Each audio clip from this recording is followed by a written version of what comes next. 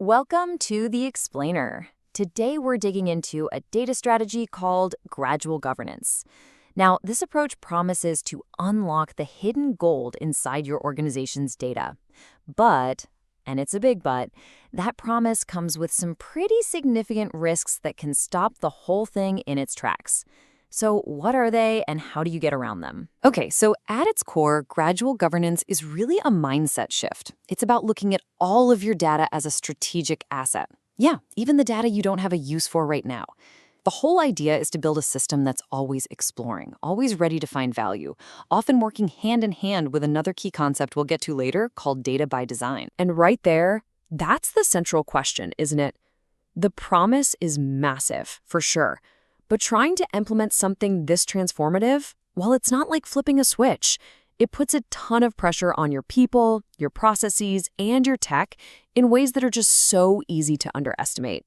So here's how we're going to break this down. We'll walk through 4 major risk areas. First, we'll talk about perception. Second, the stress this puts on your current system. Third, the gap in tools and technology. And fourth, a really critical dependency. After all that, we'll look at how to actually navigate these challenges. All right, first up, a question of perception. And you know, the first risk isn't technical at all, it's psychological.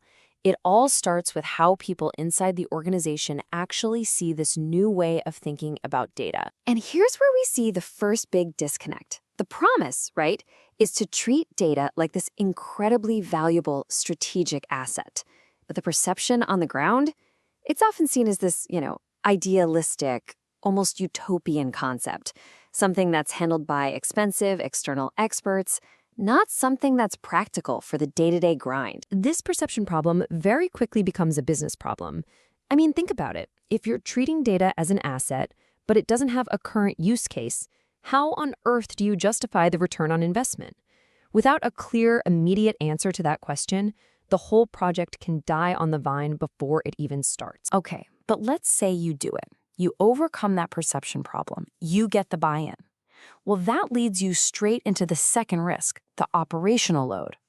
Gradual governance asks for more from your people and your processes, and that creates some serious new strains on the system. You start to see the pressure points pop up almost immediately. Your data owners and stewards, they're suddenly being asked to document and qualify data that has no project attached to it. That's a totally new, often pretty fuzzy responsibility for them. And they have to do it inside a system that's always been wired to think about today's needs, not tomorrow's potential. Now, this increased workload on your people shines a big, bright light on the third major risk. Because even with the best people and the best intentions, your teams can't do it without the right tools. And for a lot of organizations, this is where they just hit a brick wall. Look, a classic data catalog is great at describing individual pieces of data, what it's called, where it came from. But gradual governance demands a completely new layer of information. It needs to map out the structure of the data, and this is the really critical part, the relationships between different data sets from all across the company. And that right there reveals a real technology gap.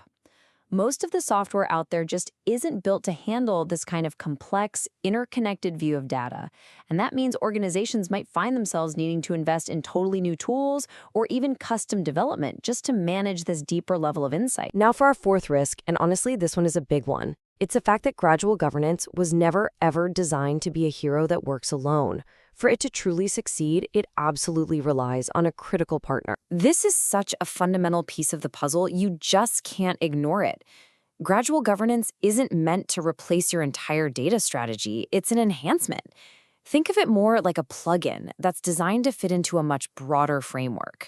And that framework is called data by design. If you think of gradual governance as understanding the data you already have, then data by design is all about making sure you're creating the right data in the first place. It's a proactive approach. You build systems that anticipate future data needs instead of just reacting to today's requests. And if you try to do this alone, the problems are pretty predictable. Without data by design, you're basically trying to govern data that's coming from systems that might be creating more noise than signal. You just end up with databases full of junk data, while at the same time, you're still missing the critical information you actually need to run the business. So, we've covered perception, systemic stress, tech gaps, and this key dependency. When you pull it all together, what does the core challenge really look like?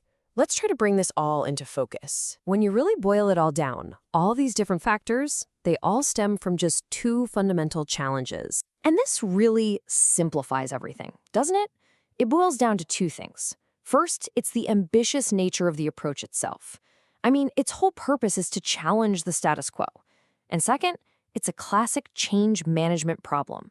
It is just plain hard to drive this kind of transformation in an organization that isn't already pretty data mature. So ultimately, getting through these risks really requires a dual focus. You have to prove value with small, incremental wins, while at the same time you're driving that larger organizational transformation. That means getting crystal clear on roles, investing in the right tools, and building a model that works for today while still aiming for that future. Which leaves us with this question. Is your organization building for that future, or are you just solving for today?